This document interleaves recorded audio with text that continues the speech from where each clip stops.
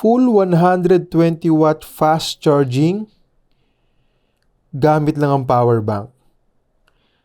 Ang lupet. Okay, so marami ng magagandang power banks ngayon. Nag-improve na yung quality, dumadami na yung features, mas nagiging portable, mas nagiging affordable, pero halos lahat, hindi supported yung proprietary charging protocols ng ibang mga brands. Tulad na lang nung turbo charge ng Xiaomi. So, kahit na hanggang 100 watts yung advertised output ng power bank mo, usually less lang doon yung kaya niyang ibato sa mga Xiaomi or Poco phones mo. Pero iba to. Ito yung ChookTech 10 10,000 mAh power bank na may mas malawak na compatibility at supported ang ilan sa iba't ibang charging protocols ng ibang mga brands. Mama-maximize mo yung fast charging feature ng phone mo dito to the point na para ka na rin nag-charge sa wall socket. Pero syempre, hindi naman lahat maganda. So, pag-uusapan din natin yung mga cons, sulit ba? At sakaling makatulong tong video to, subscribe na rin para maka 500k na tayo.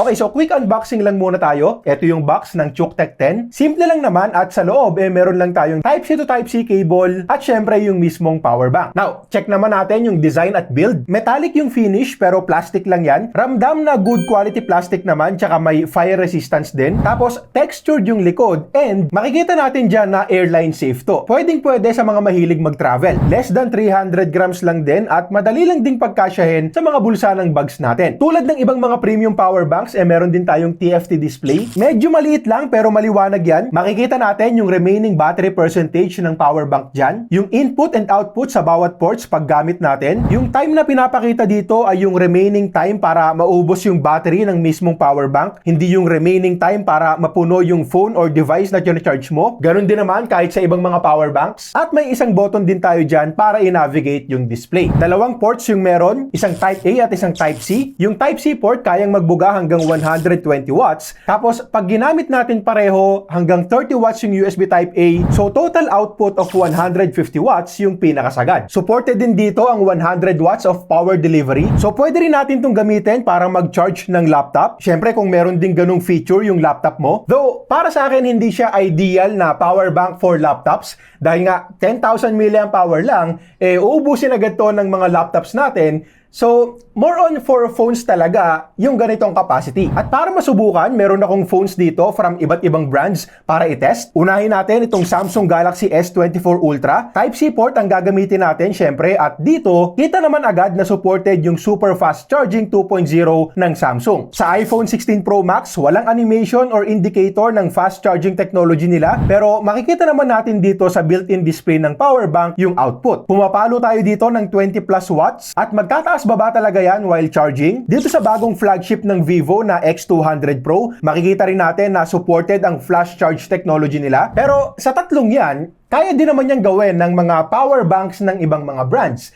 So, doon naman tayo sa mga phones na kadalasan hindi supported ng iba. Una itong Transsion phone na Tecno Spark 30 Pro. Gamit yung Anker power bank, fast charge lang yung lumalabas na animation dito. Pero kapag gamit na natin itong ChookTech 10, makikita natin dyan yung super fast charging animation at pati na rin yung iba't ibang charging options na ino-offer ng phone. At ganun nga rin yung sitwasyon sa mga Xiaomi, Poco, and Redmi phones. Sabi ko nga kanina, supported yung 120 watt Mi Turbo Charge. So sinubukan ko to sa Poco F6 Pro and yes, 120 watt max charging tayo dyan. And syempre kasama na rin dyan yung 67 watt charging ng Poco X6 Pro. So again, kung Xiaomi yung phone mo, eto talaga yung magandang power bank para sa'yo. Since sa ngayon, hindi yan kayang gawin ng ibang mga power banks. Or at least, karamihan sa mga power banks.